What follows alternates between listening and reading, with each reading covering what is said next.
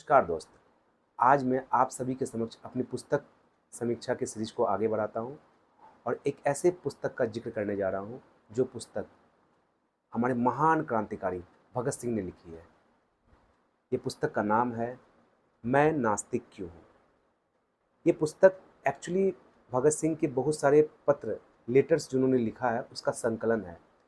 इस पुस्तक में उन्होंने अपने पिता को पत्र लिखा है, इस पुस्तक में उन्होंने अपने साथी को पत्र लिखा है, इसमें अपने बहुत सारे गवर्नर को पत्र लिखा है। उन्होंने ये भी लिखा है कि मुझे फांसी नहीं दिया जाए, हमें गोली से उड़ा दिया जाए। इस पुस्तक में उन्होंने ये लिखा है कि विद्यार्थियों को कैसा होना चाहिए। इस पुस्तक में उन्होंने समाजवादी विचार को प्रस्तुत किया है।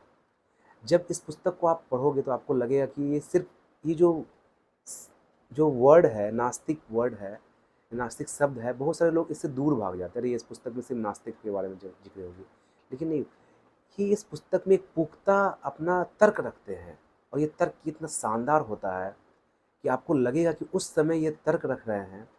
उतनी छोटी सी उम्र में ये बंदा ऐसा ऐसा तर्क रख रहा है जो आपको सोचने के लिए विवश कर देगा। और इस पुस्तक में तो 21 अध्याय हैं, 21 चैप्टर है। पहला चैप्टर है कि मैं नास्तिक क्यों हूँ। इसके बाद जो बहुत सारे चैप्टर्स हैं उसमें नास्तिकता का जिक्र नहीं है। उसमें उन्होंने समाजवादी विचार रखे हैं, विद्यार्थियों के विचार रखे हैं, अपने पिता को पत्र लिखा है कि आप माफ़ीनामा के लिए क्यों जा रहे हो या माफ़ीनामा आपने क्यों मांगा। बहुत सारे पत्र के बहुत सारे सवालों का उन्होंने उल्लेख भी किया है। उन्होंने बहुत सारे ऐसे व्यूज़ का जिक्र किया, अपने विचारों का जिक्र किया है जो आपको लगेगा कि नहीं, वास्तव में उतनी कम उम्र में ऐसे ऐसे विचार इस शख्स के पास है। मतलब ये शख्स कोई साधारण तो है ही नहीं। आपको ये जानकर आश्चर्य होगा कि इतने छोटे से उम्र में उन्होंने ऐसे ऐसे समाजवादी विचार रखे समाज के उत्थान के लिए। बड़े ही शानदार विचार। और सिर्फ धार्मिक या अधार्मिक या नास्तिक या आस्तिक को लेकर विचार नहीं है उनके। उनके विचार संपूर्ण समाज को लेके है। जब उन्होंने केंद्रीय असेंबली में उन्होंने जब बम फेंका था तब भी उन्होंने कहा था कि हमारा उद्देश्य लोगों को सिर्फ और सिर्फ अपनी बातों को रखना है, हमें किसी को मारना नहीं है। भगत सिंह को देख के ऐसा लगता है कि ईश्वर ने उन्हें अलग ही गढ़ा था। भले ही वो पहले ही वो ईश्वर को मानते थे और उन्होंने उसके किसी गुरु ने या उनके किसी सगे संबंधी ने उन्होंने कहा कि तुम बहुत ही अभिमानी हो गए हो, इसलिए तुम ईश्वर को नहीं मानते हो। उन्होंने कहा कि अभिमानी होना और ईश्वर को मानना या ना मानना दो अलग अलग बातें हैं। तो हो सकता है शायद मैं अगर इनका मित्र होता तो मैं ऐसे इन्हें ज़रूर कन्विंस कर देता कि कोई ना कोई शक्ति तो है, जिसे हम ईश्वर कहते हैं, भगवान कहते हैं, कुछ लोग अल्लाह कहते हैं।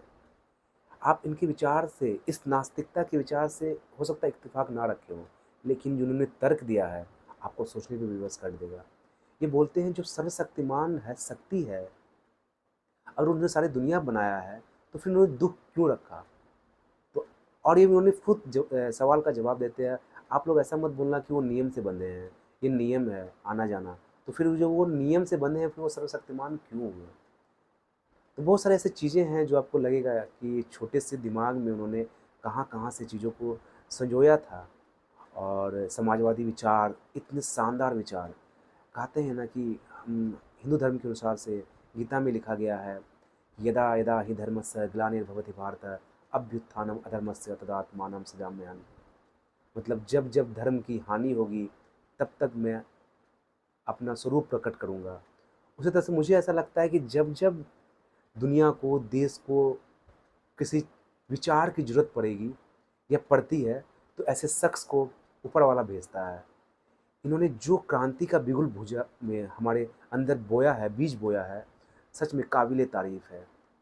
क्रांति सर्वोच्च बलिदान जो उन्होंने दिया है देश के लिए, शायद ही कोई दिया हो। मतलब इनका एक अलग ही योगदान है हमारे देश के लिए।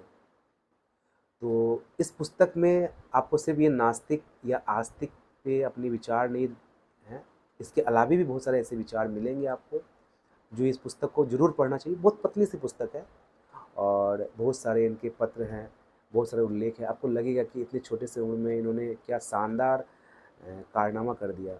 कोई आदमी अगर शानदार बना है ना तो व्यवस्था से नहीं, सोच से बनता है।